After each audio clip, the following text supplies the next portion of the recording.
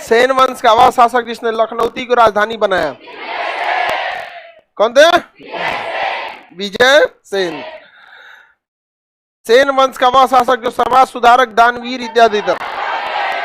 वल्लभ सेन की दो प्रमुख रचनाएं, दान सागर और अद्भुत सागर। दान सागर और जयदेव की पुस्तक का नाम, जयदेव की पुस्तक। जयदेव किसके दरबार में रहते? सेन वंश का अंतिम महान शासक लक्ष्मण। कौन था? लक्ष्मण सेन के अभिलेख किस भाषा में मिलते हैं? परम भागवत की उपाधि लक्ष्मण सेन। परम भागवत की बड़ी मरखा था सब भाई। लक्षण भी था ना यहाँ पे। ऐसा माना जाता है कि लक्ष्मण जी के वंशज थे। लक्ष्मण जी राम जी के भाई लक्ष्मण जी। राम जी तो थोड़ा सा सीधे साधे थे, थोड़ा सा बड़ी मरखा था सभी सब। प्रतिहार वंश, गुर्जर प्रतिहार। इसे प्रतिहार को क्या कहा जाता है? गुर्जर प्रतिहार। बड़ी मरखा था सब भाई। लक्षण भी था ना यहाँ पे। ऐसा माना जाता है कि लक्ष्मण जी के वंशज थे। लक्ष्मण जी राम जी के भाई लक्ष्मण जी। राम जी तो थोड़ा सा सीधे साधे थे, थोड़ा सा। दंतीदुर्ग। कौन था? दंतीदुर्ग। दंतीदुर्ग के बाद, दंतीदुर्ग के बाद बता गदा। दंतीदुर्ग के बाद कृष्ण प्रथम आया, एलोरा का मंदिर बना। कृष्ण प्रथम के बाद त्रिपक्षीय संघर्ष में भाग लिया ध्रुव। त्रिपक्षीय संघर्ष में ध्रुव के बाद अगला शासक अमोघ वर्ष। अमोघ वर्ष बहुत विद्वान था। पन्न पौन्य रण्य इसके दरबार। अमोघ वर्ष के बाद इंद्र तृतीय। कौन आया था? इंद्र तृतीय। याद है कि नहीं? इंद्र तृतीय के बाद कृष्ण तृतीय। कृष्ण तृतीय के बाद कर्क द्वितीय। कर्क द्वितीय की हत्या कर दिया तैलप द्वितीय। राष्ट्रकूट की जगह दोबारा कल्याणी क्या? चालुक्य। याद है कि नहीं? अब नागभट्ट का ये नागभट्ट प्रथम। प्रतिहारों के संस्थापक, प्रतिहारों के संस्थापक नाग। प्रतिहार वंश का अगला शासक आया वत्सराज। वत्सराज कर दिया कन्नौज। तो बताइए प्रतिहार में किसने आक्रमण किया? वत्सराज। राष्ट्रकूट में ध्रुव, राष्ट्रकूट में, पाल में धर्मपाल। पाल में धर्म। तो अभी तक आपको वंश का नाम पता था कि 3 वंश थे। अब राजा का नाम पता चल गया। राष्ट्रकूट से गया ध्रुव, राष्ट्रकूट से ध्रुव, पाल से धर्म, पाल से धर्म, प्रतिहार से, प्रतिहार से।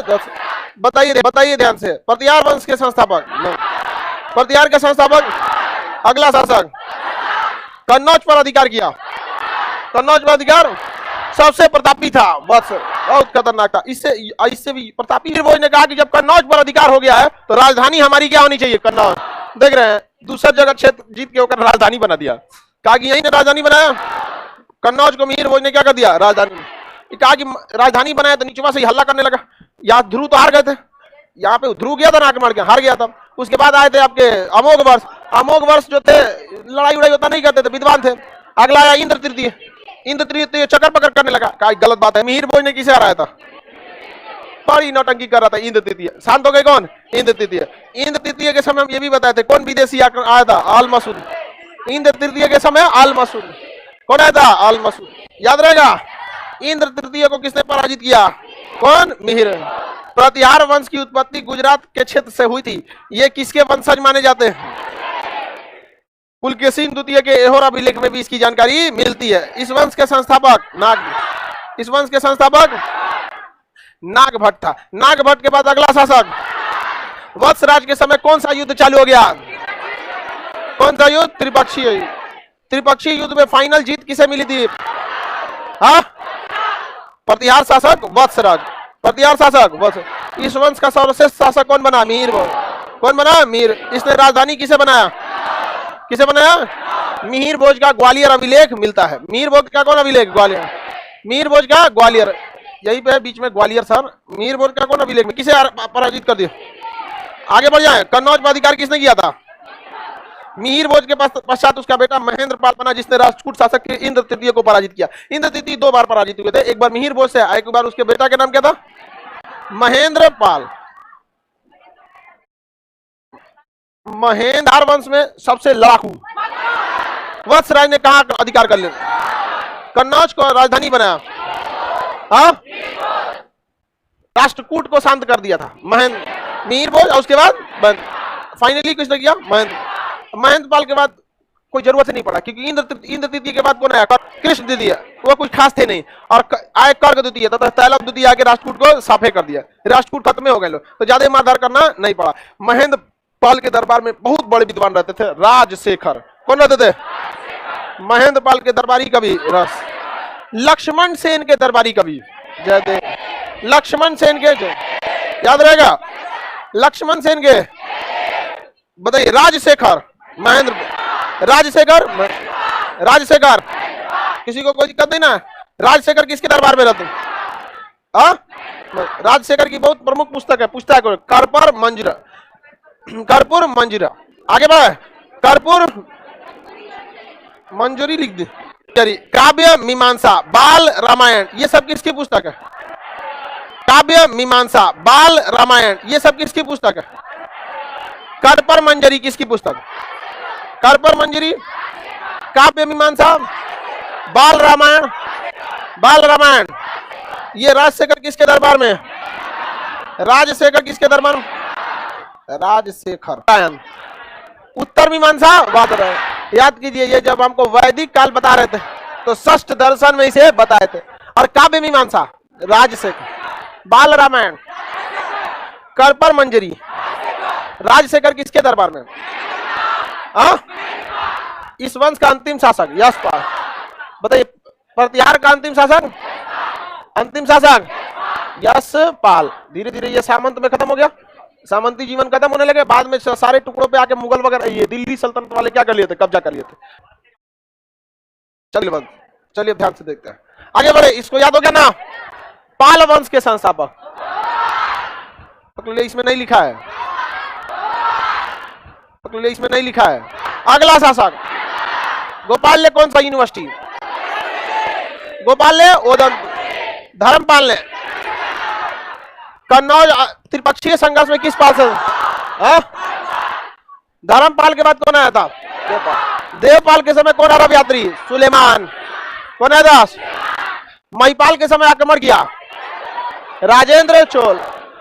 अंतिम शासक मदन पाल। अंतिम शासक निकल जाने देना बाबू उसको। बताइए, पाल वंश हो गया। पाल वंश के स्थान पर? पाल वंश के स्थान पर सेन वंश। लक्ष्मण सेन ने कौन सी उपाधि धारण किया था? परम भागवत। बताइए, लक्ष्मण सेन ने उपाधि धारण किया परम भागवत। लक्ष्मण सेन ने उपाधि धारण। आगे बढ़े। लक्ष्मण सेन के दरबारी कवि जयदेव। जयदेव की पुस्तक। प्रतिहार शासक किस राज्य में? गुजरात। प्रतिहार शासक किसके वंशज माने जाते हैं? लक्ष्मण जी के। प्रतिहार शासक शांत थे कि पूरा लड़ाकू? प्रतिहार वंश के संस्थापक। कन्नौज पर आक्रमण किया, वत्स राज। कन्नौज को जीतकर राजधानी बना लिया। मीर राजधानी बना। अगला शासक महेंद्र पाल। महेंद्र पाल के दरबारी कवि राजशेखर। कर्पूर मंजरी, काव्य मीमांसा, बाल रामायण। इंद्र तृतीय को फाइनली हराया। आज से करा रहा था, सब मेहमानों से लड़ाई करवा देगी। अरे वो तो दरबारी कवि का नाम था। हम सब सोचती है कि हम लोग लड़का सबसे कम है। संस्थापक का नाम यशोवर्मन। ननूक। ननूक के बाद यशोवर्मन, फिर आया धंग। लाइव वाला टेस्ट कैसे देगा? लाइव वाला टेस्ट। वंश मध्य प्रदेश के क्षेत्र में था। कौन सा वंश? चंदेल। चंदेल वंश। चंदेल वंश वाले जो थे इन्हें ननहूक, जजाक भुक्ति का वंश कहते हैं। आप इसे चंदेल कह सकते हैं या जजाक। चंदेल या जजाक भुक्ति वंश मंदिर निर्माण के लिए काफी प्रसिद्ध था। इन्होंने वेसर मतलब मिश्रित शैली कहा जाता है, जिसे वेसर शैली कहते हैं। वेसर शैली की शुरुआत इन लोगों ने किया, चंदेल वंश वालों ने। समझ में आ गया ना? क्या चंदेल वंश का दूसरा नाम जजाक वंश। इनकी राजधानी जो थी वो प्रारंभ में महोबा में थी। चलिएगा बाबू, प्रारंभ में राजधानी क्या था? बाद में इन्होंने राजधानी को खजुराहो लेके चले हैं। राजधानी कहां लेके चले? तो चंदेलों की राजधानी खजुराहो, चंदेल की राजधानी चंदेल का दूसरा नाम जजा। किस राज्य में था? प्रारंभिक राजधानी महोबा, यानी जो उस समय नाम था महोबा। तो पहले राजधानी क्या थी? कालिंजर। अभी क्या हो गई थी? खजुराहो। इस वंश का पहला शासक था नन्हूक। नन्हूक। नन्हूक संस्थापक कौन थे? चंदेल वंश का संस्थापक। इस वंश का योग्य शासक था यशोवर्मन। अगला शासक कौन आया? कौन आया? यशोवर्मन। कौन आया? यशोवर्मन। कौन आया? यशोवर्मन काफी योग्य था। इसने खजुराहो में, कहां पर? खजुराहो, कहते हैं कौन सा मंदिर? चतुर्भुज मंदिर। कौन सा मंदिर? चतुर्भुज मंदिर। बताइए विष्णु, खजुराहो में विष्णु मंदिर किसने बनवाया? हाँ, विष्णु। यशोवर्मन योग्य शासक था, इसने मंदिर बनवाया खजुराहो में। इस वंश का अगला शासक आया धंग, राजा धंग। कौन आया? राजा था भट्टा। इसने कहा कि खजुराहो में हम भी मंदिर बनवाएंगे। किसका बनवाएंगे? शिव भगवान। किसका बनवाएंगे? शिव भगवान का मंदिर बनवाएंगे। तो शिव भगवान का मंदिर वैसे ही महादेव मंदिर कहलाएगा। तो कंदरिया महादेव, कंदरिया महादेव, कंदरिया महादेव। और ये कंदरिया महादेव मंदिर जब बनवाया तो ऐसा तो हो नहीं सकता शंकर जी का मंदिर रहेगा, उनका नंदी नहीं रहेगा। शंकर जी के बैल का नाम क्या था? समझ में आ गया क्या? नंदी। नंदी की इतनी बड़ी प्रतिमा है, जो सब जितने मंदिर है ना, उस सारे मंदिरों में फोकस किया गया है या तो शंकर जी को बड़ा बनाने के लिए या मंदिर के प्रांगण को। नंदी कहाँ पे? कंदरिया माँ, खजुराहो के कंदरिया महादेव, खजुराहो के कंदरिया। सबसे बड़ी नंदी की प्रतिभा खजुर। अभी बताइए खजुराहो विष्णु भगवान के लिए प्रसिद्ध हो गया कि महादेव के लिए?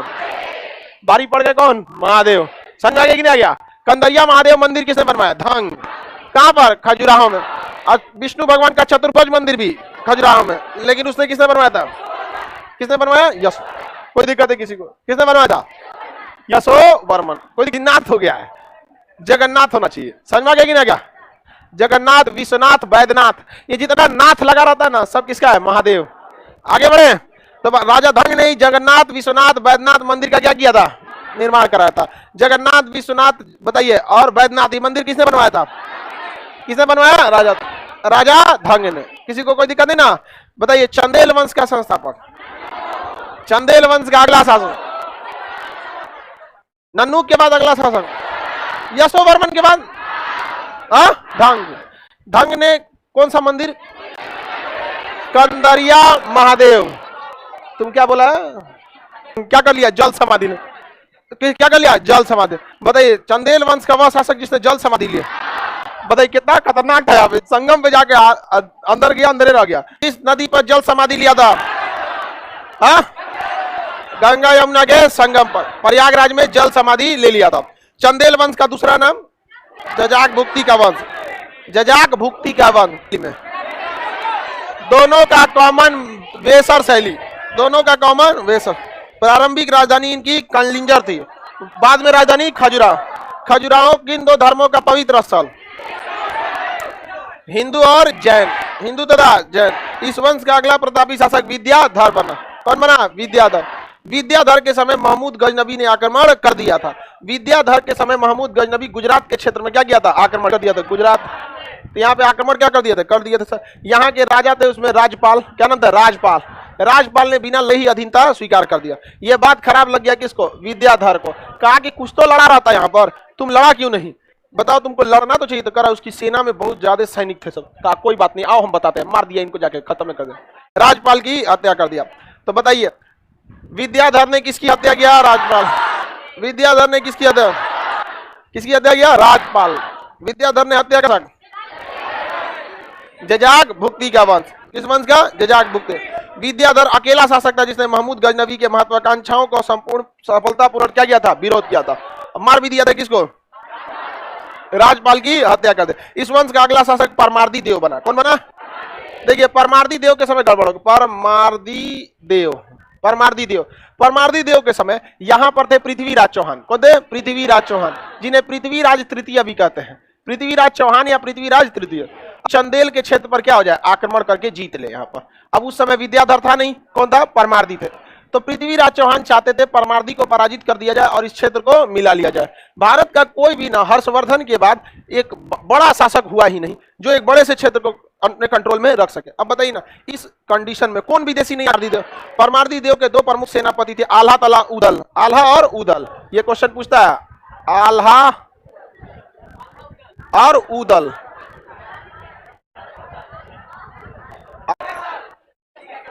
आल्हा तथा उदल, ये दो प्रमुख सेनापति किसके थे? परमार्दी देव। पृथ्वीराज चौहान से युद्ध करते हुए ये दोनों सेनापति क्या हो गए? मारे गए। दोनों के दोनों सेनापति क्या हो गए? मारे गए। बाद में पृथ्वीराज चौहान ने इस क्षेत्र को आंशिक रूप से मिला लिया, कंप्लीटली नहीं मिला पाया, थोड़े से क्षेत्र को क्या कर लिया, मिला लिया। अब पृथ्वीराज चौहान पर उधर से आक्रमण कर दिया, मार के दिया गौर, तो गौरी को पृथ्वीराज चौहान का तो क्षेत्र मिल ही गया। अब बाद में परमार्दी देव यानी ये कौन सा चंदेल वंश का भी क्षेत्र किसको मिल गया, गौरी को। किसे मिल गया, गौरी को। किसी को कोई दिक्कत नहीं ना, आगे बढ़े।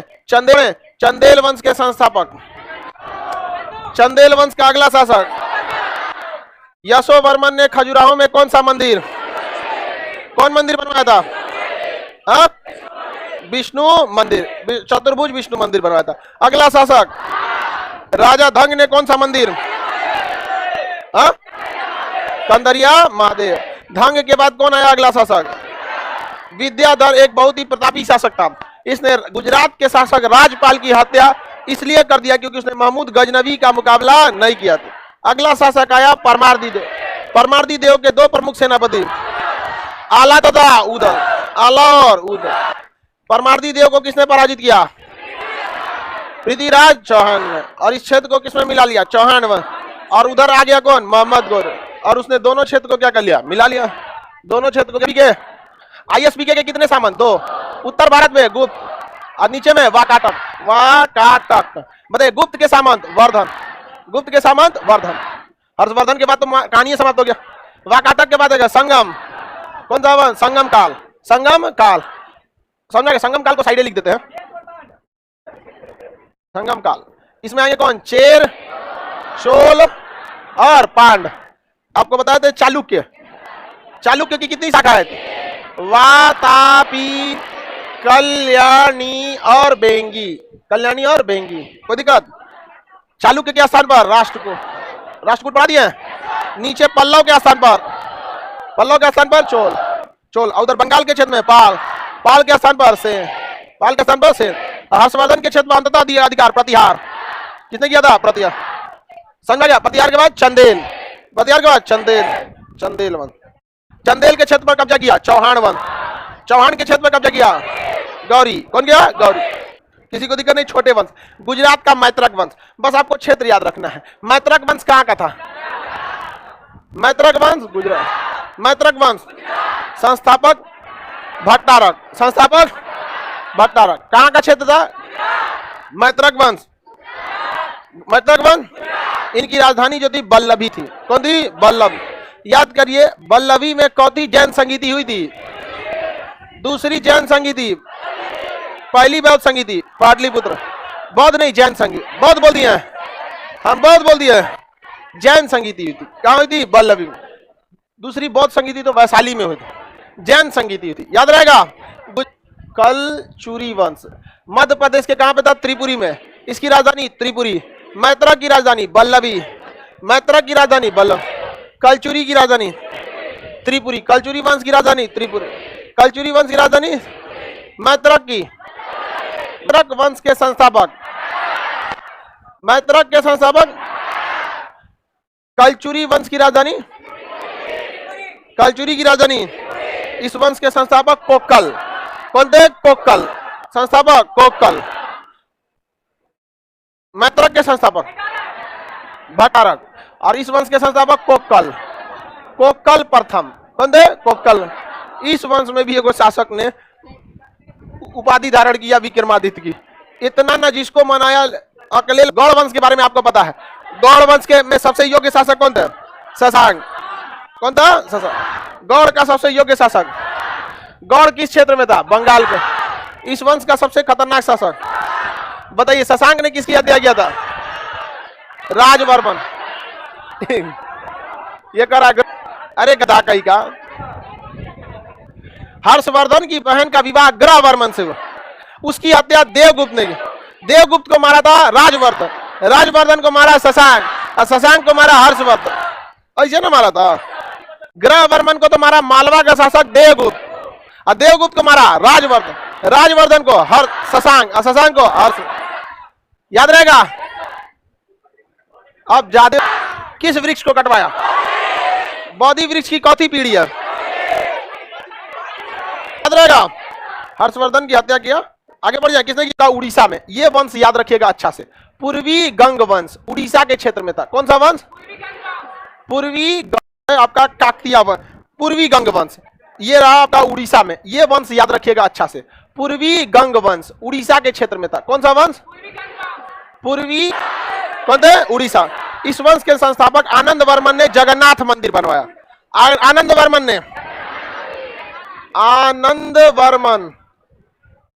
कौन से मंदिर? जगन्नाथ मंदिर। इस मंदिर की सबसे प्रमुख है रथ यात्रा। आनंद वर्मन ने, हाँ बनाएगा नरसिंह वर्मन नहीं होगा, नरसिंह वर्मन कर देंगे तो अंकोरवाट मंदिर में चल जाएगा। नरसिंह प्रथम। कौन सा मंदिर? कोणार्क का सूर्य मंदिर। सूर्य मंदिर ये कहां पर है? कोणार्क में। कौन सा मंदिर? सूर्य मंदिर। इसे ब्लैक पैगोडा कहते हैं। क्या कहेंगे? ब्लैक, क्योंकि इसका डिजाइन बौद्ध धर्म के मंदिरों के जैसा है और इसका डिजाइन बौद्ध धर्म के मंदिरों के जैसा है और बौद्ध धर्म के धार्मिक स्थल को पैगोडा कहते हैं और ये ब्लैक कलर का है, इसलिए इसे क्या कहेंगे? Black pagoda. मंदिर सब तो उड़ीसा में है। आगे बढ़े। ब्लैक पैगोडा किस मंदिर को कहते हैं? पूर्वी गंगवंश किस राज्य में थे? आनंद वर्मन ने कौन सा मंदिर? नरसिंह प्रथम ने, नरसिंह देव ने लिंगराज मंदिर। नरसिंह देव कौन सा मंदिर? लिंगराज मंदिर। ये भी किस भगवान का? लिंगराज मंदिर शिव भगवान का होगा। आगे बढ़े। जगन्नाथ मंदिर पुरी। कोणार्क सूर्य मंदिर कोणार्क, कहां पर? कोणार्क। लिंगराज मंदिर भुवनेश्वर। लिंगराज मंदिर आइए, सब कहां है? उड़ीसा में। सब कहां है? उड़ीसा। भुवनेश्वर का लिंगराज मंदिर नरसिंह देव। याद रहेगा? अब वंश याद रहेगा ना? गौड़ वंश किस राज्य में? बंगाल में। कलचुरी वंश किस राज्य में? मध्य प्रदेश में। मैत्रक वंश गुजरात। पूर्वी गंग वंश। आगे बढ़े। काकतीय वंश। काकतीय वंश के संस्थापक बीटा प्रथम। काकतीय वंश के संस्थापक बीटा प्रथम। काकतीय वंश के संस्थापक बीटा, इसको मिटा दें। रुद्र प्रथम किसी काम का नहीं था। बीटा प्रथम ये काम का नहीं था। इसके बाद अगला शासक है प्रताप रुद्र देव। कौन है? प्रताप रुद्र देव। बीटा प्रथम कौन है? प्रताप रुद्र देव। किसी कोई दिक्कत नहीं ना? कौन था बाबू? प्रताप रुद्र देव के समय अलाउद्दीन खिलजी का सेनापति मलिक काफूर चलाया। कहां पर आ गया? आक्रमण कर। किसके समय? प्रताप रुद्र देव के चौखट पर आ गया। कौन? मलिक काफूर हिजरा था। क्या था? सेना। प्रताप रुद्र देव डर गया, कहा oh my God I will delete after some minute. कहा कि हम तो डिलीट हो जाएंगे, कोई ठीक नहीं है। अपनी उसने सोना की एक मूर्ति बनाई हुई थी, तो उस सोने की मूर्ति में सोने का जंजीर लपेट दिया, यह दिखाने के लिए कि हम आपकी अधीनता स्वीकार करें। और मलिक काफूर को भेंट स्वीकार किया। कहा कि लीजिए भेंट लीजिए, अपने राजा साहब को दीजिएगा। आएगा इतनी कोहिनूर हीरा है, इहो दे दीजिएगा। तो मलिक काफूर ने कहा कि तब हम तोरा पे हमला काहे करेंगे। खुश हो गया मलिक काफूर, कहा कि अब तुम यही शासन करो, हम जाते हैं। अपने से अधीनता स्वीकार कर लिया। किसने? प्रताप रुद्र देव। किसने? प्रताप। तो बताइए कोहिनूर हीरा ओरिजिनली किस वंश का था? काकतीय वंश का। किस वंश का था? ओरिजिनली किस वंश का था? किस राज्य में? तेलंगाना। काकतीय के संस्थापक, काकतीय का प्रमुख शासक प्रताप रुद्र देव। अलाउद्दीन खिलजी की अधीनता स्वीकार किया। प्रताप सोने की प्रतिमा को जंजीर लगाया, कोहिनूर हीरा गिफ्ट दिया। प्रताप रुद्र देव किस वंश का शासक था? कौन से वंश का? काकतीय वंश। याद रहेगा? कौन सा वंश? यादव वंश। महाराष्ट्र के यादव वंश के संस्थापक भिल्लम प्रथम। कौन थे? भिल्लम प्रथम। वंश किस राज्य में? यादव वंश के संस्थापक भिल्लम पंचम। यादव वंश की राजधानी देवगिरी, जिसका अभी का नाम दौलताबाद है। देवगिरी का नाम दौलताबाद। महाराष्ट्र में कौन सा वंश? यादव वंश। रामचंद्र देव। देखिए लिखा है कि नहीं? कौन सा शासक? रामचंद्र देव। देखिए इस पे नाम का भी असर पड़ा है। भिल्लम प्रथम के बाद योग्यता में देखेंगे तो रामचंद्र देव। मलिक काफूर अलाउद्दीन का सेनापति था, यानी उसने अलाउद्दीन खिलजी का अधीनता स्वीकार कर लिया। यादव वंश का शासक संस्थापक भिल्लम प्रथम। विल्लम पंचम अगला शासक सिंघम था। उसके बाद रामचंद्र देव बना। रामचंद्र देव के समय भी मलिक काफूर ने क्या कर दिया, आक्रमण कर, और मलिक काफूर से रामचंद्र देव ने बहादुरी से लड़ा था और बहुत बहादुरी से लड़ा। और जब इसकी सूचना मिली अलाउद्दीन खिलजी को दिल्ली में, तो उसने मलिक काफूर पर प्रेशर बनाया कि हराओ रामचंद्र देव को, दिक्कत हो जाएगा, नहीं तो हम यहां से बोलो रीइंफोर्समेंट भेजते हैं। रीइंफोर्समेंट मतलब अतिरिक्त सेना भेजते हैं। देखिए मुगलों के पास और दिल्ली सल्तनत वालों का बोल तेरे साथ क्या सुलूक किया जाए, मार दिया जाए कि छोड़ दिया। तो रामचंद्र देव ने कहा था मार दिया जाए, छोड़ दिया। अलाउद्दीन खिलजी ने इज्जत के साथ मलिक इन्हें वापस भेज दिया और कहा, रामचंद्र देव को इज्जत से वापस भेज दिया और एक छोटे से गांव का जागीरदार बना के भेज दिया। कहा कि देखिए इंसानियत और मोह माया देखिए। नरसिंह प्रथम लिंगराज मंदिर, नरसिंह देव याद रहेगा ना।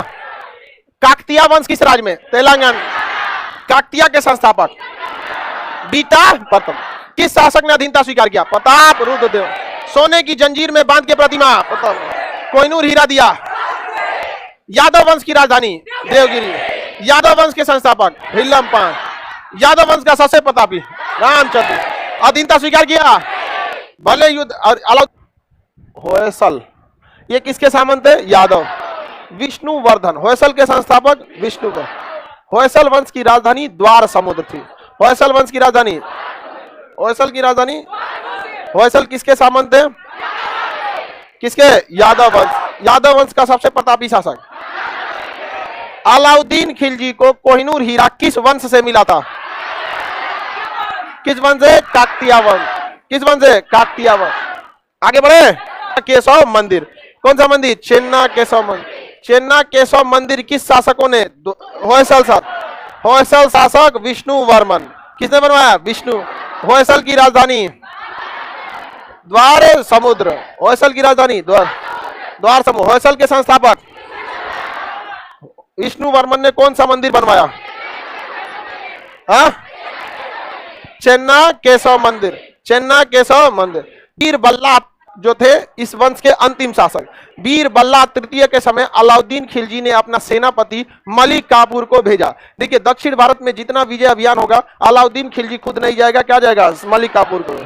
और उत्तर भारत में नुसरत खान को भेजेगा। हालांकि नुसरत खान से पहले वो जफर खान को भेजा करता था, लेकिन मंगोलों से लड़ाई लड़ते लड़ते जफर खान मारा गया। अब ये जब आप मध्यकालीन बताएंगे तो आप, पूर्वी गंग वंश के राजाओं ने सर्वाधिक ध्यान मंदिर निर्माण पर दिया। समझ में आया, बताइए। पुरी का जगन्नाथ मंदिर, बताइए। पुरी का जगन्नाथ मंदिर आनंद बर्मन। कोणार्क का सूर्य मंदिर नरसिंह प्रथम। कौन बनाया, नरसिंह। भुवनेश्वर का लिंगराज मंदिर नरसिंह देव। किसने बनवाया, नरसिंह। याद रहेगा ना। असम का पुराना नाम कामरूप। असम का पुराना नाम, असम का पुराना नाम कामरूप। आपके मटेरियल में ये वन साइड में दिया, पेज नंबर 7 या कामरूप। तो बताइए असम का पुराना नाम कामरूप या फिर प्रयाग ज्योतिषपुर। प्रयाग ज्योतिषपुर नाम रखा है इतना बड़का। असम का पुराना नाम कामरूप, इसका दूसरा नाम प्रयाग ज्योतिषपुर। असम में कामरूप वंश का शासक था जिसे वर्मन वंश भी कहते हैं। कौन सा वंश, वर्मन। तो असम के क्षेत्र में कामरूप वंश कहिए या प्रयाग ज्योतिषपुर वंश कहिए या फिर वर्मन वंश कहिए। समझ में आ गया कि नहीं। वंश का नाम, असम में वंश का नाम, और वर्धन वंश के शासक हर्षवर्धन। तो ये एरिया किसका है, वर्धन वंश। किसका है, वर्धन वंश। तो हर्षवर्धन ने किस पर आक्रमण कर दिया, असम पे। असम के कामरूप वंश कहिए या फिर वर्मन वंश कहिए। अंतिम शासक भास्कर वर्मन के समय इसने क्या कर दिया, आक्रमण कर दिया। आक्रमण करने के बाद उसे अपने क्षेत्र में मिला लिया और ये कुछ समय तक हर्षवर्धन के अधीन रहा था। क्वेश्चन नहीं आता। एक आएगा कश्मीर का अकबर जैनुल आबेदीन। कश्मीर का इतिहास राज तरंगिणी। कलहन की पुस्तक राज। श्रीनगर की स्थापना अशोक। ज्यादा केट वंश। कारकेट के बाद उत्पल और उत्पल के बाद लोहार। तो कश्मीर वंश को हम लोग कारकेट वंश। कारकेट वंश के संस्थापक कि तारापीठ से तो क्वेश्चन नहीं पूछता है, लेकिन पूछता है बहमनी साम्राज्य का सबसे क्रूर शासक तो अलाउद्दीन हुमायूं। और क्या करता है ना, अलाउद्दीन काट देता है, केवल हुमायूं लिखता है। और जब केवल हुमायूं लिखेगा तो लोगों को लगता है भाई बहमनी कैसे, ये तो बाबर के बेटा का नाम है, मुगल होगा यहाँ पर। तो एग्जाम में भी थोड़ा थोड़ा कुछ कुछ गड़बड़ा देता। ललितादित्य मुक्तापिंड, इसने कश्मीर में इसने मंदिर बनवाया था। सूर्य मंदिर। कश्मीर में सूर्य मंदिर किसने बनवाया? मंदिर सूर्य भगवान के थे, मारतंड मंदिर। कौन मंदिर? मारतंड। तो ललितादित्य मुक्तापिंड के दो काम को आपको याद रखना है। एक, इसने मंदिर बना मारतंड मंदिर। कौन सा मंदिर? मारतंड। दूसरा, इसने चंदेल शासक पर आक्रमण कर दिया। आप याद कीजिए, आपको चंदेल वंश पढ़ा दिए, नहीं पढ़ा दिए? के संस्थापक नन्हू, प्रारंभिक राजधानी महोबा, बाद में बना खजुराहो। इस वंश का शासक जो था यशोवर्मन, इसने खजुराहो में चतुर्भुज विष्णु मंदिर, जबकि धंग ने कंदरिया महादेव मंदिर। पढ़ा दिए हैं। जल समाधि लिया धंग, पढ़ाए कि नहीं पढ़ाए? वर्मन, यशोवर्मन, यशोवर्मन ने ही कंदरिया खजुराहो में विष्णु भगवान का चतुर्भुज मंदिर बनवाया था। इसने क्या किया? ललितादित्य मुक्तापिंड ने आकर आक्रमण कर दिया। किसके ऊपर? चंदेल शासक यशोवर्मन। और यशोवर्मन को क्या कर दिया? पराजित कर दिया। तो बताइए, यशोवर्मन को पराजित करने वाला, यशोवर्मन को पराजित करने वाला ललितादित्य मुक्तापिंड शासक। सूर्य मंदिर किसने बनवाया? वो सूर्य मंदिर का नाम क्या है? मारतंड मंदिर। बताइए, मारतंड मंदिर, कोणार्क का सूर्य मंदिर, सिंह प्रथम, कुछ भी बोलते रहता है, के संस्थापक। इस वंश का मारतंड मंदिर ललितादित्य मुक्तापिंड, ललितादित्य मुक्तापिंड, याद रहेगा। कारकेट वंश के संस्थापक, इस वंश का सबसे क्रूर शासक, यशोवर्मन को पराजित किया, मारतंड मंदिर बनवाया। इस वंश का अंतिम शासक जयपिंड, इस वंश के अंतिम शासक जयपिंड। उसके बाद इस वंश पे किसका अधिकार हो गया? उत्पल वंश का। बाकी इस वंश में कोई योग्य शासक नहीं आया। इस वंश का संस्थापक अवंती वर्मन, इस वंश का संस्थापक अवंती वर्मन, जो इस वंश का सबसे योग्य शासक था। इस वंश के इसके बाद कोई योग्य शासक आया ही नहीं। इसके बाद इसकी पत्नी शासन की, फिर क्षेमेंद्र शासक आया, क्षेमेंद्र की पत्नी शासन की, उसने आगे जाकर अपना सेनापति रखा, उसी का सेनापति ने क्या कर दिया? मार दिया। यहाँ पे उत्पल वंश के संस्थापक का नाम अवंती वर्मन। अवंती वर्मन के दरबारी कवि देखिए, सबसे महत्वपूर्ण दरबारी कवि का नाम देखिए। वर्मन के दरबारी कवि का नाम रत्नाकर। अवंती वर्मन के दरबारी कवि का नाम क्या नाम था? रत्नाकर। सबसे नहर निर्माण किस शासक ने? अवंती वर्मन। रत्नाकर किसके दरबार में? अवंती वर्मन के। बताइए, उत्पल के संस्थापक अवंती वर्मन। नहर निर्माण अवंती वर्मन। नहर निर्माण के लिए अलाउद्दीन खिलजी के समय में भी क्वेश्चन पूछेगा। फिरोज शाह तुगलक वंश में फिरोज शाह तुगलक ने सबसे ज्यादा नहर का निर्माण किया था। रत्नाकर। किसी को कोई दिक्कत? रत्नाकर रहते। अवंती वर्मन के मृत्यु के बाद शासक कौन बना? इनकी पत्नी सुगंधा। क्या नाम था? अवंती वर्मन के बाद इनकी पत्नी क्या बनी? शासिका। क्या नाम था? सुगंधा। इतिहास में महिला शासिका बहुत कम ही सफल हुई। सीधा लिख दिया, दिव्या नाम था। पत्नी का नाम क्या था? दिव्या। क्षेमगुप्त की पत्नी का नाम दिव्या। दिव्या ने संग्राम राज को क्या किया? अपना मतलब प्रधानमंत्री नियुक्त किया। बताइए, शासक कौन है? क्षेमगुप्त। क्षेमगुप्त। क्षेमगुप्त की पत्नी का नाम दिव्या। और बताइए, अवंती वर्मन की पत्नी का नाम सुगंधा। क्या नाम था? सुगंधा। राज, संग्राम राज। और संग्राम राज ने इस वंश का ही अंत कर दिया। संग्राम राज ने किस वंश का अंत कर दिया? उत्पल वंश का अंत कर दिया। और अपने ही एक नया वंश लोहार वंश का स्थापना कर दिया। किस वंश की स्थापना कर लो? बताइए, कारकेट वंश के संस्थापक क्या नाम था? दुर्लभ वर्धन। कारकेट वंश का सबसे क्रूर शासक तारापिंड। कारकेट वंश का सबसे योग्य शासक ललितादित्य मुक्तापिंड। ललितादित्य मुक्तापिंड। संग्राम राज। संग्राम राज, इसने अपनी सेना की टुकड़ी किससे लड़ने के लिए भेजा? महमूद गजनवी से। उत्पल वंश के संस्थापक, उत्पल के संस्थापक अवंती वर्मन। लोहार वंश के संस्थापक संग्राम वंश के संस्थापक लोहार वंश के संस्थापक संग्राम राज ने अपनी एक सेना किससे लड़ने के लिए भेजा था? किससे लड़ने के लिए? महमूद गजनवी से लड़ने के लिए। बाद में इसमें कोई खास नहीं आया, हर्ष आया। हर्ष के समय अकाले पड़ गया, लेकिन उसके दरबारी कवि बहुत ही प्रसिद्ध थे। इस वंश का अगला शासक कौन है? हर्ष। हर्ष के समय क्या पड़ गया? अकाल। देखिए, अवंती वर्मन के दरबारी कवि का नाम क्या था? अवंती वर्मन के दरबारी कवि का नाम रत्नाकर। और हर्ष के दरबारी कवि का नाम था कलहन। और इन्हीं कलहन ने क्या कर दिया? राजतरंगणी। राजतरंगणी पुस्तक किसने लिखा? कलहन की पुस्तक। कलहन किस वंश में? लोहार वंश। लोहार वंश के किस राजा? हर्ष। लोहार वंश के संस्थापक। संग्राम राज ने अपनी सेना की टुकड़ी किससे लड़ने के लिए दी? राजतरंगिणी में किसका इतिहास मिलता है? हाँ, कश्मीर का। कश्मीर में भीषण अकाल किसके समय पड़ा था? किसके समय? हर्ष के। हर्ष के समय, हर्ष के दरबारी कवि का नाम? कलहन ने कौन सी पुस्तक ली? इस वंश का अगला शासक जय सिंह। जय सिंह के बाद इस क्षेत्र पर, कश्मीर के क्षेत्र पर यवन आक्रमण हो गया। कौन सा आक्रमण हो गया? और यवन आक्रमण के बाद मुस्लिम आक्रमण हो गया। कौन आक्रमण? मुस्लिम। और मुस्लिम आक्रमण में यहाँ सबसे प्रमुख मुस्लिम शासक जैनुल आबेदीन। कौन था? जैनुल आबेदीन। जैनुल आबेदीन बहुत ही बेहतरीन ढंग से प्रशासन किया, जिस वजह से उसे कश्मीर का अकबर कहा जाता है। क्या कहा जाता है? कश्मीर का। तो बताइए, लोहार वंश के बाद किसका आक्रमण हुआ? यवन। यानी यूरोपीय थे सब, यवन देखे थे ना, विदेश से आते थे सब। यवन के बाद मुस्लिम आक्रमण, और सबसे प्रमुख मुस्लिम जैनुल आबेदीन। कश्मीर का अकबर जैनुल आबेदीन। कश्मीर का अकबर। राजपूत काल, ये 800 से लेके 1200 ईस्वी को कहते हैं। कितने ईस्वी को? इसे पूरा मध्यकाल भी कहा जाता है। इस समय राजपूत का वर्चस्व बहुत ज्यादा था, उसको समझे में नहीं आया। देखिए, राजपूत काल में अग्निकुंड का सिद्धांत दिया गया, जिसमें कहा गया कि माउंट आबू पर्वत पर एक यज्ञ हुआ जिससे 4 वंश निकले। हालांकि ये केवल एक ही पुस्तक, पृथ्वीराज रासो चंद्रवरदाई की पुस्तक पृथ्वीराज रासो। चंद्रवरदाई एक व्यक्ति थे जो पृथ्वीराज चौहान के दरबारी। राजपूत काल में कुल कितने वंश थे? 4, जिसमें 3 आपको पढ़ा दिए थे। कौन कौन सा? प्रतिहार, परमार, चालुक्य, चौहान। चालुक्य और चौहान। चालुक्य को क्या कहा गया? सोलंकी। चालुक्य को सोलंकी। में क्या हुआ? 8वीं शताब्दी से 12वीं शताब्दी के बीच क्या हुआ? कोई भी शासक बृहद साम्राज्य का निर्माण नहीं कर सका। ठीक है, तो फलस्वरूप क्या हुआ?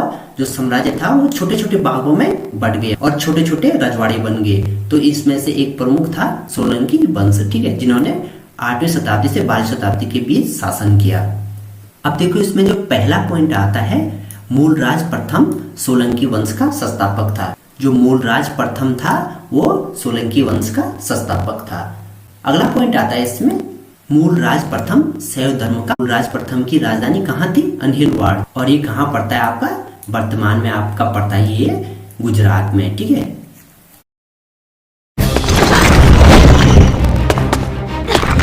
अगला पॉइंट आता है इसमें, जिस समय गुजरात का शासक कौन था? भीम प्रथम था। उस समय क्या मोहम्मद गजनवी ने क्या किया? सोमनाथ के प्रसिद्ध मंदिर पर आक्रमण किया। और जो मोहम्मद गजनवी का उद्देश्य था भारत से अपार धन को लेकर अपने देश जाना। ठीक है, उसका उद्देश्य क्या? आबू पर्वत पर दिलवाड़ा का प्रसिद्ध जैन मंदिर बनवाया। अब देखो, बिमल पाल कौन था? ये था आपका भीम प्रथम का सेना नायक था। ठीक है, बिमल पाल भीम प्रथम का सेना नायक था। और आबू पर्वत कहाँ पड़ता है आपका? ये पड़ता है आपका राजस्थान में। ठीक है, ये पड़ता है आपका राजस्थान में। आगे बात करते हैं, इस वंश का प्रथम शक्तिशाली राजा जयसिंह सिद्धराज हुआ। ठीक है, किस वंश का? जो सोलंकी वंश था उसका प्रथम शक्तिशाली राजा जयसिंह सिद्धराज हुआ। अगला पॉइंट आता है, सोलंकी वंश के शासनकाल में मोढेरा का सूर्य मंदिर का निर्माण हुआ। ठीक है, जब सोलंकी वंश का शासनकाल था तो उस टाइम मोढेरा का सूर्य मंदिर का निर्माण हुआ। यहाँ पे देख सकते हैं आप, ये है मोढेरा, को भी याद रखें आप। अगला पॉइंट आता है इसमें, सोलंकी वंश का अंतिम शासक भीम द्वितीय था। ठीक है, जो सोलंकी वंश का अंतिम शासक था वो कौन था? भीम द्वितीय। और प्रथम शासक कौन था? प्रथम शासक था आपका मूलराज प्रथम। ठीक है, इसको भी याद रख लें आप, क्योंकि ये प्रथम शासक और अंतिम शासक कई बार पूछे जाते हैं। अगला पॉइंट आता है इसमें, भीम द्वितीय को कुतुबुद्दीन ऐबक ने 1187 ईस्वी में पराजित किया था। ठीक है, अब देखो, जो भीम द्वितीय था उसको कुतुबुद्दीन ऐबक ने क्या किया? कुंड से कितने वंश? 4 वंश हुए सब। किसी को कोई दिक्कत है? पहला वंश जो था वो गुजरात में प्रतिहार वंश। कौन सा वंश? प्रतिहार। दूसरा था गुजरात में परमार वंश। कौन सा? परमार वंश। और तीसरा था सोलंकिया गुजरात का चालुक्य। जो चालुक्य पढ़ा दिए हैं वो अलग है, वातापी का चालुक्य, कल्याणी का चालुक्य, बेंगी का चालुक्य। ये दूसरा चालुक्य, गुजरात का चालुक्य। इस चालुक्य को सोलंकी भी कहते हैं। क्या कहेंगे? सोलंकी। क्या कहेंगे? और चौथा था चौहान वंश। कौन सा वंश? चौहान वंश। इसी में थे पृथ्वीराज चौहान। पृथ्वीराज चौहान याद रहेगा ना। अब वह प्रतिहार शासक जिसने कन्नौज पर अधिकार किया, कौन था? वत्सराज। कन्नौज को राजधानी बनाया था मीर भोज। कौन? मीर भोज। कन्नौज को राजधानी मीर भोज, याद है ना? तो प्रतिहार तो पढ़ाई दिए हैं। प्रतिहार वंश के संस्थापक नागभट्ट। लड़ाकू प्रतिहार शासक वत्सराज। कन्नौज पर अधिकार किया वत्सराज। वत्सराज कन्नौज पर अधिकार किया वत्स। राजधानी उठा के लेके कन्नौज मीर भोज। तो ये तो आपको याद ही है, नहीं याद है? और चालुक्य याद नहीं होगा, वो वाला चालुक्य याद होगा, वातापी का चालुक्य। वातापी के चालुक्य का सबसे प्रतापी शासक पुलकेशी द्वितीय। कल्याणी के चालुक्य का सबसे प्रतापी शासक हाँ सोमेश्वर। हालांकि उसको चोल शासक ने इतना हराया कि क्या किया था? जल सवर्ण। अब बेंगी के चालुक्य में तो कोई शासक, बेंगी काट देने लायक।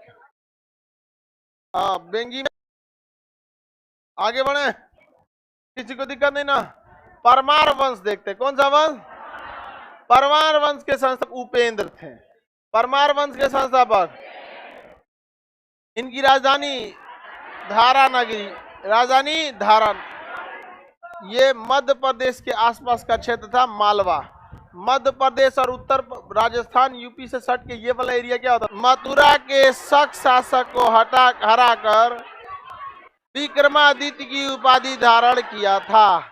दूसरा, हर्षवर्धन के काल में भी पढ़े हैं, मालवा के शासक देवगुप्त ने कन्नौज के शासक ग्रहवर्मन की हत्या कर दिया और राजश्री को विधवा कर दिया, जिस वजह से राजवर्धन ने देवगुप्त की हत्या कर दिया।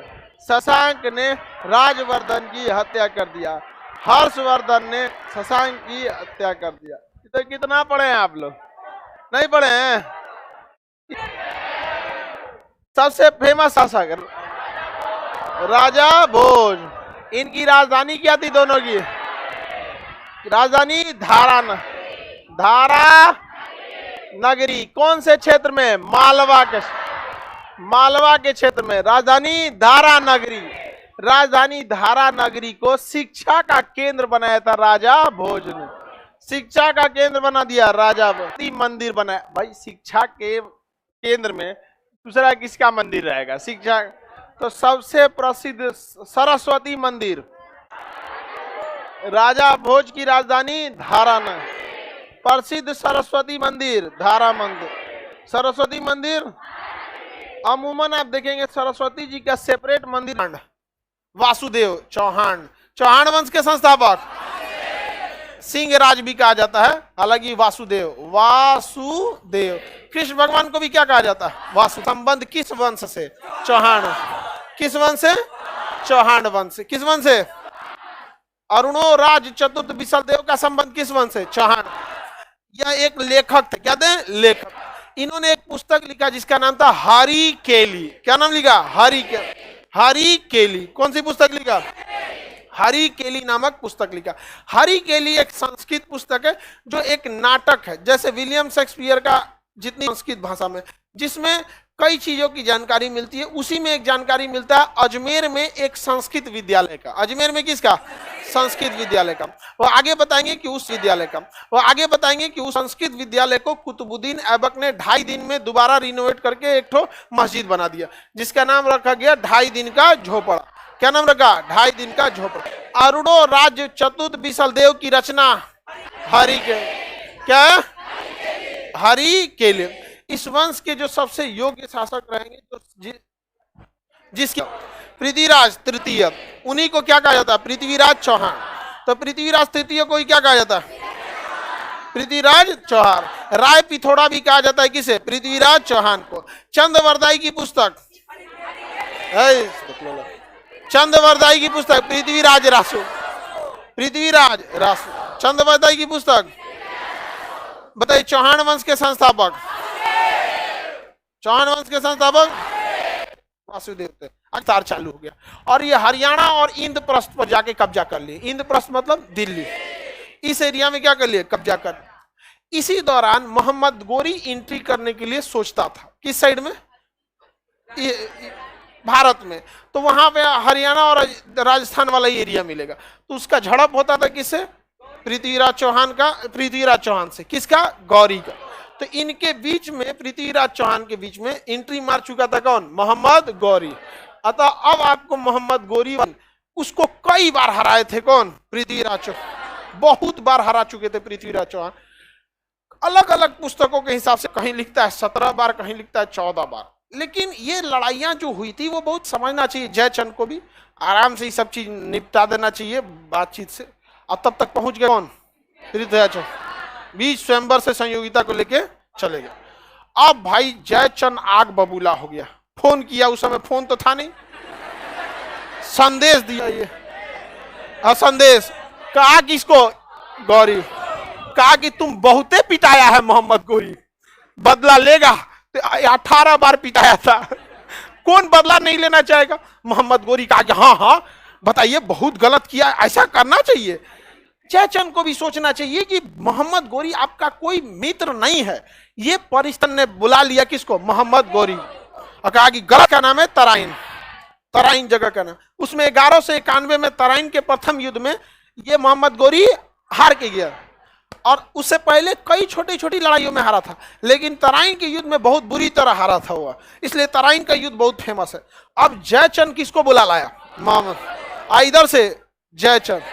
जयचंद को हर एक गुप्त जानकारी पता थी किसकी, पृथ्वीराज चौहान, क्योंकि पहले से उनके दोस्त थे। इसीलिए हमेशा कहा जाता है करीबी दोस्त से हमेशा संबंध बना के रखना चाहिए। बहुत रेयर अवधि में तराइन का द्वितीय युद्ध होता है। इस युद्ध में मोहम्मद गौरी के साथ कौन लड़ते हैं, जय मोहम्मद गौरी के साथ। और 1191 में तराइन के द्वितीय युद्ध में किसे हरा दिया जाता है, पृथ्वीराज चौहान को हरा दिया जाता है। पृथ्वीराज चौहान को युद्ध बंदी बना लेता है मोहम्मद गौरी, और उस मोहम्मद गौरी ने एक बार भी पृथ्वीराज चौहान को के साथ कोई दया नहीं किया। एक चंद्रवरदाई की कहानी है कि शब्द वेदी बाण मारा था, ये चंद्रवरदाई की जो पुस्तक है ना, बस उसी में मिलता है। ठीक है, पृथ्वीराज रासो जो है, चंद्रवरदाई की लिखी हुई पुस्तक का नाम क्या है, पृथ्वीराज रासो। उसका इतिहास बाकी के उन्हीं चौहान वंश के राजाओं के इतिहास से उतना मैच नहीं खाता, इस वजह से उसको लोग उतना ज्यादा साइंटिफिकली नहीं मानते।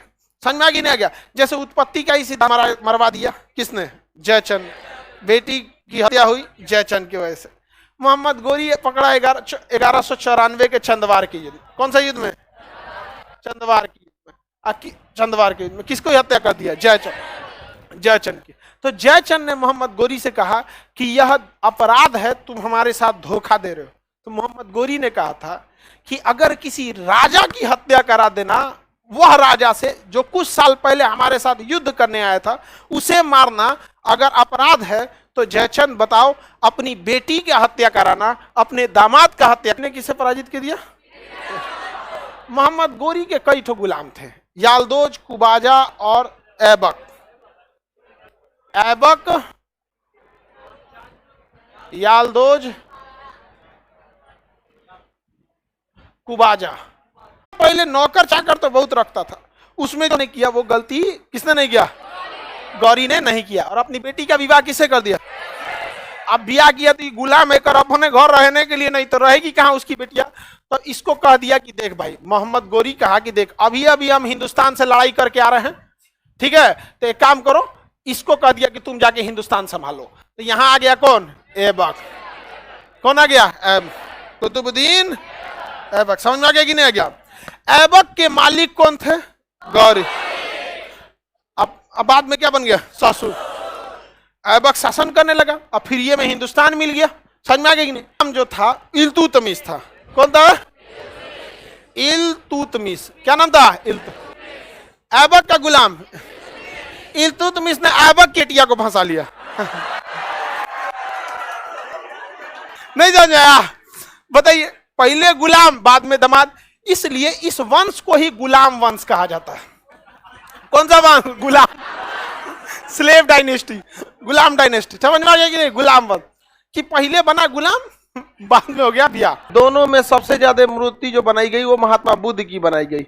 गांधार तो स्पेशली केवल महात्मा बुद्ध की मूर्ति ही बनाई गई थी, जबकि मथुरा शैली में महात्मा बुद्ध की भी मूर्ति बनी है, महावीर स्वामी की बनी है और हिंदू धर्म के देवी देवताओं की भी मूर्तियां बनी है। गांधार कला शैली का विकास कनिष्क के समय हुआ था। इसमें मूर्ति किस कलर की होती थी? काले रंग का। याद रखने का तरीका भी है, गांधार मतलब ग से गांधार, ग से गंदा, तो काला रंग बड़ी जल्दी गंदा होता है। देखिए जो काला रंग का कपड़ा पहनिएगा तनी सा पसीना होगा। देखिए अब यहाँ पे कौन सी शैली है? मथुरा शैली। पत्थर लाल रंग, शरीर बलिष्ठ या दुर्बल, ध्यान या योग की अवस्था, पूरे वश या आधा वश, कौन सा वश? यहाँ किस अवस्था में? योग। एक हाथ आशीर्वाद देते हुए, वहां पे भी एक हाथ आशीर्वाद, लेकिन वो किस अवस्था में? ध्यान। और ये वाला योग। इसमें शरीर बलिष्ठ, इसमें शरीर दुर्बल, इसमें प्रभामंडल दिखा, इसमें प्रभामंडल नहीं, इसमें वस्त्र से पूरा शरीर ढका हुआ, इसमें पूरा शरीर नहीं रहा, आधा या ऊभी नहीं रहता था। तो योग देखिए, ये शैली अमरावती शैली। अमरावती शैली में सफेद संगमरमर से मूर्तियां बनाई जाती थी। कैसी बनाई जाती थी? सफेद संगमरमर पर मूर्तियां बनाई जाती थी और इसमें मूर्ति ग्रुप में होती थी। मूर्ति क्या होती थी? ग्रुप। ये एक कहानी को व्यतीत करता था कि कहीं राजा जा रहा है या फिर कोई। दक्षिण भारत में ज्यादा देखने को मिला। अमरावती शैली किस भारत में? अब पाकिस्तान के क्षेत्र में गांधार शैली, यहाँ पर गांधार, यहाँ पे मथुरा, अमरावती। मूर्ति निर्माण की कितनी शैलियां? कितनी शैली? 3। बताइए। ग्रुप में मूर्ति, ग्रुप में लाल रंग की मूर्ति, काला या भूरा? काला भूरा। योग की मुद्रा में मथुरा, ध्यान की मुद्रा, कहानियों का प्रतीक। ग्रुप में मूर्ति, वस्त्र से पूरा शरीर ढका हुआ। हाँ, मथुरा का भी। गांधार में बनने वाली पहली प्रतिमा किस भगवान की? मथुरा में भी पहली प्रतिमा, लेकिन मथुरा शैली में हर भगवान का मिला है, ग्रुप में मिला है। सफेद पत्थर। मंदिर निर्माण में नागर शैली में उत्तर भारत में मंदिर बनाए गए। नागर शैली, नागर शैली की जो मंदिरें थी, क्या उसकी बाउंड्री होती थी? क्या बीच में तालाब होता था? नहीं। क्या नागर शैली की मंदिरें अकेली थी या पंचायन शैली? पंचायन शैली में। याद रहेगा, नागर शैली में मंदिरों का जो वेटिंग होता उसे मंडप सटा रहता था गर्भगृह से। गर्भगृह के एंट्रेंस पर किसकी फोटो? यमुना, गंगा और यमुना। गंगा और गर्भगृह के ऊपर के इस आकृति को क्या कहते थे? शिखर। ये आमलक, आमलक के ऊपर कलश, यहाँ पर ध्वज, ध्वज होता था। समझ में आ गया कि नहीं आ गया? मंडप कई टाइप के थे, बड़े छोटे सब मिला के। याद रहेगा। यहाँ जो वेटिंग है, ये एरिया क्या कह रहा था? पीठ। हाँ,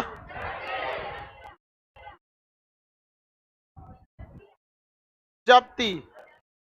समझ में आ गया कि नहीं आ गया? ये पीठ, ये मंडप, ये प्रवेश, यहाँ गंगा यमुना की मूर्ति, और ये गर्भगृह। गर्भगृह तो समझ में आएगी आपको। गर्भगृह तो समझ में आएगी आपको। राम मंदिर किस शैली में? नागर से। राम मंदिर में इसमें लोहा का प्रयोग नहीं हो रहा, केवल पत्थर को पत्थर से रख के क्या किया जा रहा है? बनाया जा रहा है। पत्थर में क्या किया जाता है ना, दो पत्थरों के बीच में हल्का सा होल करके और उसमें छोटा सा पत्थर क्या कर दिया था? फंसा दिया जाता। भारत में जो शैली थी वो विमानन से, उसी को द्रविड़ शैली कहते हैं। कौन सी शैली? द्रविड़ शैली दक्षिण भारत में थी। द्रविड़ शैली दक्षिण भारत की जो मंदिरें थी उनके चारों ओर पहले से बाउंड्री रहती थी। क्या रहती थी? बाउंड्री। तो चारों ओर से चार दीवारी बाउंड्री बनाया जाता था और उस बाउंड्री के अंदर एक जगह बड़ा सा तालाब रहता था, जबकि यह उत्तर भारत में देखने को नहीं मिला थे लोग। जप्ती और पीठ, वहां पर जप्ती और पीठ के स्थान पर एक बड़ा सा प्रवेश द्वार मिलता था, बड़ा सा प्रवेश द्वार जिसे गोपुरा कहते हैं। क्या कहेंगे? तो गोपुरा नामक प्रवेश द्वार उत्तर भारत की नागर शैली में कि दक्षिण भारत के द्रविड़ शैली? गोपुरा किसे कहते थे? गेट को, मेन एंट्रेंस गेट को क्या कहा जाता है? गोपुरा। यहाँ पे आपको एक जाप्ती मिलता था, एक पीठ, तो डायरेक्ट आप कहाँ चढ़ जाइएगा? पीठ पे। डायरेक्ट कहाँ पे? पीठ पे। अब इसमें जो मंडप रहता है, मंडप मतलब वेटिंग हॉल, तो मंडप के थोड़े दूर जगह रहता है, हल्का सा क्या रहता है? गैप रहता है, और उसके बाद मंदिर को ना ऊपर उठाया जाता है, और ये सीधा हल्का सा कुछ दूर तक उठते हैं ऐसे सीधा, उसके बाद से एकदम ये क्या हो जाते हैं? सीधा। ये कर्व नहीं होते हैं, ऐसे डाउन हो जाते हैं। देखिए वो वाला मंदिर ऐसे कर्व होके डाउन हो रहा था, ये एकदम सीधे ऐसे डाउन हो जाता है। समझ में आ रहा है कि नहीं आ रहा है? इसमें कर्व नहीं बनता है। और दूसरा, मंडप और गर्भगृह के बीच में खाली जगह होता है, मंडप और गर्भगृह के बीच होती, तो यहाँ पर किसी न किसी प्रवेश द्वारपालक की मूर्ति लगेगी। तो यक्ष और यक्षिणी नामक दो ऐसे मतलब वो है, एक समझिए एक प्राचीन काल में मिले हैं यक्ष और यक्षिणी, जिनका मेन काम है मंदिर की रक्षा करना। तो यहाँ पर किसकी फोटो लगाए थे? यक्ष और यक्षिणी। याद कीजिए, हम जब आपको इतिहास पढ़ा रहे थे, कुंजीपुती आ रही है, बताइए कौन शैली है? कौन शैली? द्रविड़ शैली। द्रविड़ शैली में ना छोटी छोटी नक्काशी बाहर बहुत ज्यादा बनाई रहती, पूरा मंदिर पे ही बाहर में मूर्ति बनी शैली। वैसा शैली कुछ बुझेबे नहीं करेगा का शैली है यहाँ पर, मतलब कोई सौ दोनों का मिश्रण है। इनमें विमानों देखने को मिलेगा, मंडप भी देखने को मिलेगा, यहाँ पे शिखर भी मिलेगा, कोई कुछ मिला दिए, वही कौन सी शैली हो जाती है? वेसर शैली। वेसर शैली के अंदर ना आपको अलग अलग आकृति देखने को मिलेगी, मंदिर के अलावा अन्य कुछ मिलेगा, जैसे समझ में गए? बड़ा सा रथ मिलेगा। कंदरिया महादेव में जाएंगे, मंदिर मिलेगा, नंदी महाराज का को बड़ी ज्यादा। तो वेसर शैली की एक विशेषता थी, मंदिर के साथ साथ अन्य चीजों को भी बहुत अच्छे से बनाया जाता था। समझ में आ रहा है कि नहीं आ रहा है? वेसर शैली के मंदिर, ये ना विमाने रह गया है नहीं,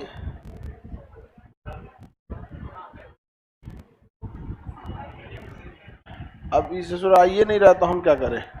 इसमें आपको ना एक चीज ध्यान से देखिएगा तो आपको देखने को मिलेगा, कलाकृति इसमें बनाई गई है द्रविड़ शैली से लेके। कलाकृति बनाई गई है कैसे? द्रविड़ से। पूरे मंदिर पे कोई ना कोई कलाकृति, लेकिन इसमें विमान नहीं है। देखिए ये तो विमान है ना, विमान नहीं है बल्कि क्या है? शिखर है, और शिखर भी सही से नहीं है। शिखर के ऊपर जाके क्या होता है? आमलक होता है, आमलक के ऊपर क्या होता है? कलश। तो इसमें आमलक है नहीं, तो मतलब अगर देखिएगा तो ना ये नागर शैली है और ना ही ये द्रविड़ शैली है, दोनों का क्या है? मिश्रण है। दोनों का क्या है? मिश्रण है।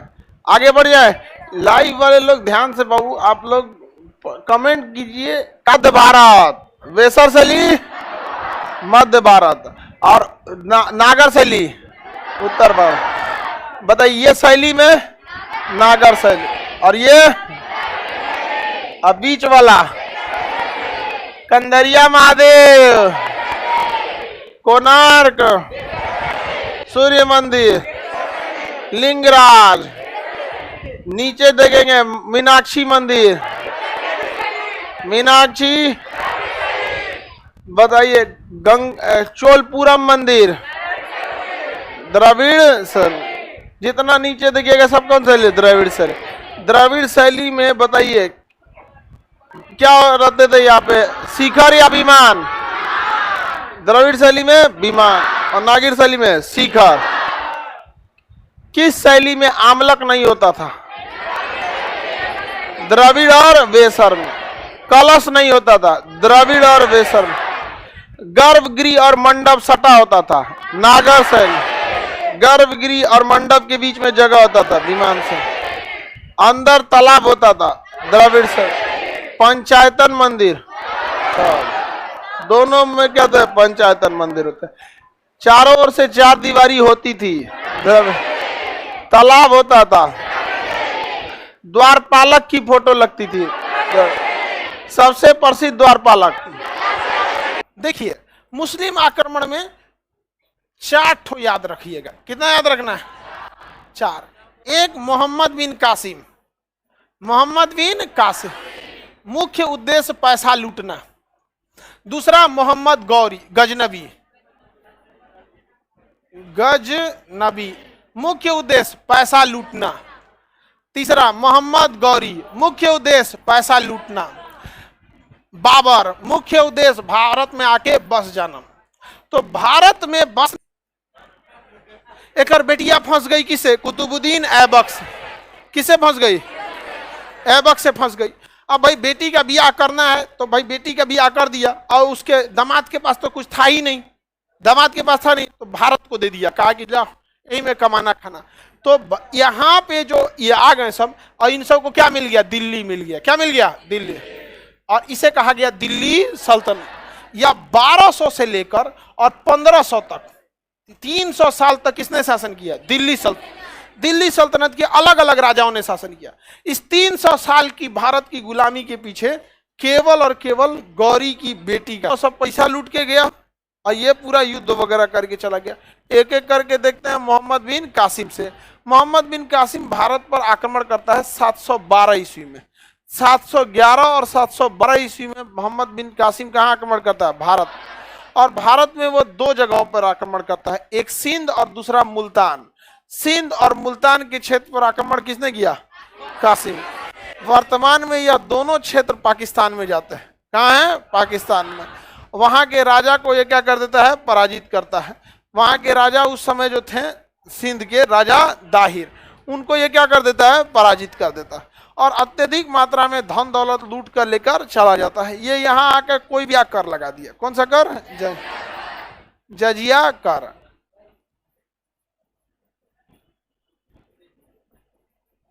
कौन सा कर लगाया? जजिया। कौन सा कर? जजिया कर को लगाया था। जजिया कर एक प्रकार का सुरक्षात्मक टैक्स था जो उन लोगों से ही लिया जाता था जो लोग इस्लाम फॉलो नहीं करते थे।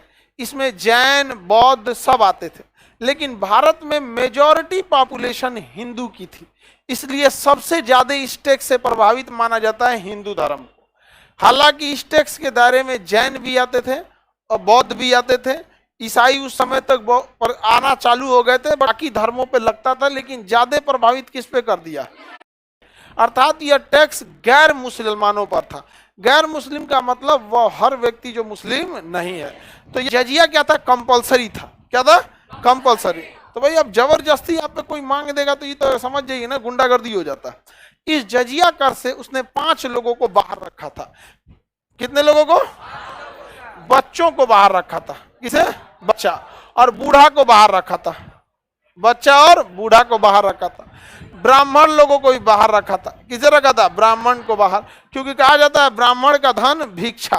कहा ही जाता है कि ब्राह्मण का धन भिक्षा। तो उसका कहना था जब ब्राह्मण का खुद धन क्या है? भिक्षा, तो हम टैक्स इसमें। और विकलांग, विकलांग लोग थे उनसे भी ये टैक्स नहीं लेता, और साथ में महिलाओं से भी नहीं लिया। महिला तो 5 लोग थे जिनसे ये टैक्स नहीं लिया जाता था। 5 लोगों से ये टैक्स नहीं लेता। बच्चा, बूढ़ा, ब्राह्मण, विकलांग, महिला, टोटल 5 लोग थे जिनसे ये टैक्स नहीं लिया जाता। याद रहेगा ना? बूढ़ा, बच्चा, ब्राह्मण, महिला। समझ में? इसमें एक शासक था फिरोज शाह तुगलक। फिरोज शाह तुगलक जो आया इसमें कोई वंश ऐसे गुलाम वंश, खिलजी वंश, तुगलक वंश। तो तुगलक वंश में एक आया था फिरोज शाह तुगलक। फिरोज शाह तुगलक ने ब्राह्मणों पर भी जजिया लगा दिया। तो क्वेश्चन पूछेगा, अरे गधा पढ़े तो बताइए जजिया कर किसने लगाया? मोहम्मद बिन कासिम। जजिया लगाया मोहम्मद बिन कासिम। ब्राह्मणों पे जजिया फिरोज शाह तुगलक। फिरोज शाह तुगलक उसने क्या लगा दिया? ब्राह्मण ने जजिया कर को क्या कर दिया? समाप्त कर दिया। पूरे लोगों पे से ही समाप्त कर दिया। पूरा अकबर ने क्या कर दिया? जजिया कर को समाप्त कर दिया। समझ में आ रहा है कि नहीं आ रहा? औरंगजेब कौन है? औरंगजेब। औरंगजेब ने दोबारा जजिया कर को लगा दिया। औरंगजेब ने क्या कर दिया? दोबारा जजिया कर लगा दिया। औरंगजेब को शिवाजी ने बड़ी टर्चर किए थे। शिवाजी को पूरा बाद एक और राजा आया, 4-5 राजाओं के बाद मोहम्मद शाह। कौन है? मोहम्मद शाह को ऑर्केस्ट्रा देखने का बहुत शौक था। दिन भर ससुरा वो क्या करता था, नाचे गाना देखते रहता था, इसलिए उसे रंगीला बादशाह गाना देखते रहता था, इसलिए उसे रंगीला बादशाह कहा गया। तो रंगीला बादशाह की एक खासियत, उसने जजिया कर को हमेशा के लिए समाप्त कर दिया। कहा कि अब कोई राजा इसे नहीं ला सकता है, अगर ला दिया गया तो उसे राजा नहीं स्वीकार किया जाएगा। मोहम्मद बिन कासिम अरब था या तुर्क? कौन था? अरब था। भारत में पहला मुस्लिम आक्रमण मोहम्मद बिन, इसने राजा दाहिर को क्या कर दिया? पराजित कर दिया। अरबों का 712 में इसने रावर के युद्ध में राजा दाहिर को पराजित कर दिया। राजा दाहिर को क्या कर दिया था? इसने पराजित कर दिया था। किसे पराजित किया? राजा दाहिर। राजा दाहिर को कौन से युद्ध में? रावर के युद्ध में। रावर के युद्ध में इसने राजा दाहिर को क्या कर दिया? पराजित किया। राजा कौन थे? दाहिर। राजा दाहिर को क्या कर दिया था? पराजित कर दिया रावर का युद्ध में। ये युद्ध बड़ा था थोड़ा, इसलिए ये थोड़ा सा फेमस हो जाता है। 712, हालांकि 711 में इसने मुल्तान के साइड से प्रारंभ कर दिया था, लेकिन यह युद्ध क्या था? बड़ा था। कौन सा युद्ध? रावर का युद्ध। और उसके बाद उसने जजिया कर लगाया, काम खत्म। कौन सा बात? गजनवी के बारे में। महमूद गजनवी। महमूद गजनवी। मोहम्मद बिन कासिम अरब आक्रमणकारी था, महमूद गजनवी तुर्क था। तुर्क बेसिकली एक कबीला था, एक जनजाति थी, जो उस समय अफगानिस्तान के क्षेत्र में रहते थे। तुर्की अलग, तुर्क कल्चर अलग। तो ये अफगानिस्तान के क्षेत्र में गजनी एक जगह है, वहीं का रहने वाला था। आज गजनी में कुछ भी नहीं है। तो आज बस और बस क्या था? धन लूटना। 1000 से लेकर 1027 के बीच इसने कुल 17 बार आक्रमण किया। कितनी बार आक्रमण किया? 17 बार आक्रमण। 1025 ईस्वी का इसका 16वां आक्रमण सोमनाथ के मंदिर। ये 17 में से जो 16वां आक्रमण किया वो 1025 ईस्वी में किया। 1025 ईस्वी में कहां पे आक्रमण किया? सोमनाथ के मंदिर पर। कहां आक्रमण किया? सोमनाथ पर आक्रमण किया था। इसको खबर मिली थी कि सोमनाथ में बहुत ज्यादा सोना है, तो भी तोड़ दिया। इसलिए इसे बुत मतलब होता है मूर्ति या स्टैच्यू, तोड़ने का अर्थ होता है सिकन, तोड़ देना। क्या हो जाता है? बुत सिकन। इसलिए इसे कौन सी उपाधि दी जाती है? बुत सिकन। बुत सिकन की उपाधि किसे कहते हैं? हाँ, बचपन में स्टैच्यू एक गेम होता था। हाँ, पैसा ज्यादा रखा था, धन दौलत, आक्रमण कर दिया कबीला वालों ने, जाट कबीला वालों ने पंजाब के क्षेत्र में लूट लिया। मोहम्मद